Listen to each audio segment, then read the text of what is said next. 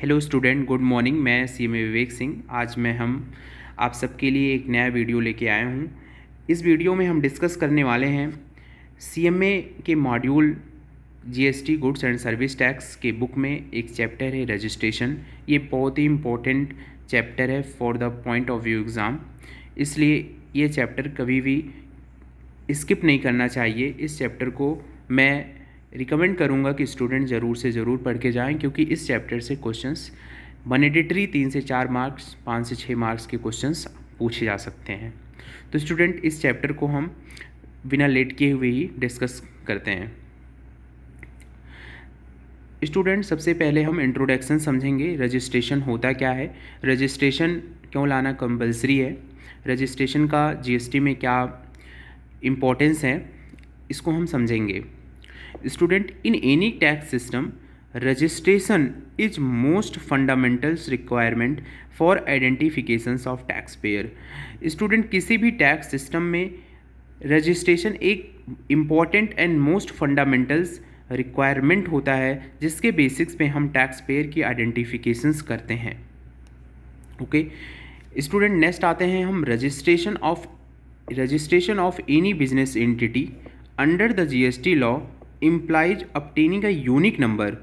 Registration किसी भी business entity के लिए जीएसटी लॉ में एक यूनिक नंबर है, जिसके बेसिक्स पे हम टैक्स को कलेक्ट करते हैं और गवर्नमेंट को डिपॉजिट कराते हैं। Unique number from the concern tax authorities, हम ये unique number concern tax authorities से obtain करते हैं for the purpose of collecting the tax. किस लिए लेते हैं, टैक्स को कलेक्ट करने के लिए लेते हैं on behalf of the government. किसके बिहाफ पे हम टैक्स को कलेक्ट करते हैं, गवर्नमेंट के बिहाफ पे।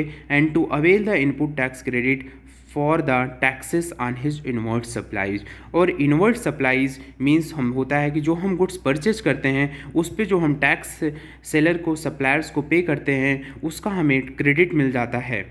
ये क्रेडिट हमें तभी मिलेगा जब हम जीएसटी में रजिस्ट्रेशन लिए रहेंगे, तभी हम ये क्रेडिट अवेल कर सकते हैं। स्टूडेंट, हम इनपुट टैक्स क्रेडिट को इस वीडियो में ब्रीफ में समझेंगे। डिटेल्स में हम इसके ऊपर एक नया वीडियो बनाएंगे, जिसमें हम in details input tax credit के कॉन्सेप्ट को समझेंगे। Examples of input tax credit. Input tax credit क्या होता है? फॉर एग्जाम्पल्स, ए ने बी को गुड्स सोल्ड किया। ए ने बी को गुड्स सोल्ड किया मीन्स बी ने गुड्स को खरीदा। अब ए गुड्स को कितने में सोल्ड कर रहे हैं, 10,000 में। उस पर जीएसटी चार्ज कर रहा है 2,000, टोटल वैल्यू आ गई 12,000। मीन्स बी ने ए को कितना पेमेंट किया, 12,000, जिसमें से 10,000 गुड्स की हमारी कॉस्ट है, 2,000 टैक्स है। अब ये टैक्स 2,000 ए ने बी से कलेक्ट किया। अब ये 2,000 ए गवर्नमेंट को डिपॉजिट कराएंगे, और ये टैक्स किसने दिया, बी ने दिया। बी ने टैक्स क्यों दिया, क्योंकि वो गुड्स खरीदा था ए से, तो ये परचेज पे टैक्स पे कर रहा है। That is inward supply. B के लिए ये इनवर्ट सप्लाई हो जाएगा, ए के लिए आउटपुट सप्लाई हो जाएगा। तो इनवर्ट सप्लाई पे जो टैक्स पे करते हैं उसे हम इनपुट टैक्स क्रेडिट कहते हैं। मीन्स ये 2,000 बी के लिए इनपुट टैक्स क्रेडिट हो जाएगा। आगे देखते हैं, बी ने फिर गुड्स सी को सेल किया। अब बी ने 12,000 में गुड्स खरीदा था, तो उसमें 1,000 प्रॉफिट ऐड करके 14,000 पे उसने सी को सेल आउट किया। अब सी से उसने कितना टैक्स चार्ज किया, 3,000 रुपीज़। उसने 3,000 का जीएसटी चार्ज किया। टोटल 17,000 में उसने गुड्स बी ने सी को गुड्स सेल किया। अब ये 3,000, क्योंकि ये बी सी को सेल कर रहे हैं, दैट इज़ आउटपुट सप्लाई पे ये टैक्स लग रहा है। तो आउटपुट सप्लाई पे ये टैक्स लग रहा है, तो आउटपुट टैक्स ये बी अपने पास नहीं रखेगा, ये गवर्नमेंट को पे करेगा, that is output tax 3,000। But इसने इनपुट पे भी, इनवर्ट सप्लाई पे भी 2,000 ए को गुड्स सोल्ड किया था, that is input tax credit. ये इनपुट टैक्स क्रेडिट बी के लिए हो जाएगा। फिर आउटपुट टैक्स बी के लिए कितना बन रहा है, 3,000। उसमें से इनपुट टैक्स क्रेडिट मीन्स इसको बेनिफिट मिल जाएगा इनवर्ट सप्लाई पे जो टैक्स बी ने ए को पे किया है। फिर अब आउटपुट टैक्स 3,000 है, ITC input tax credit 2,000 output tax से माइनस कर देंगे, that is output tax 1,000।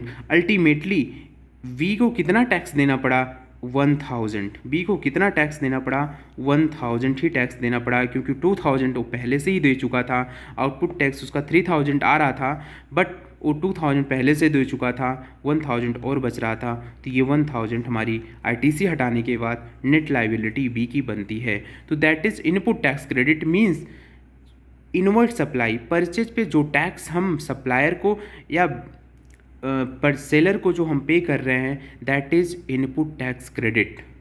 means a purchaser when pays the tax on input supply on inward supply, then that is known as input tax credit.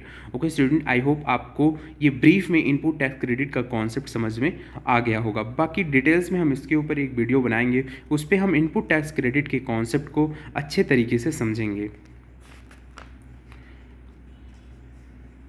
Okay student,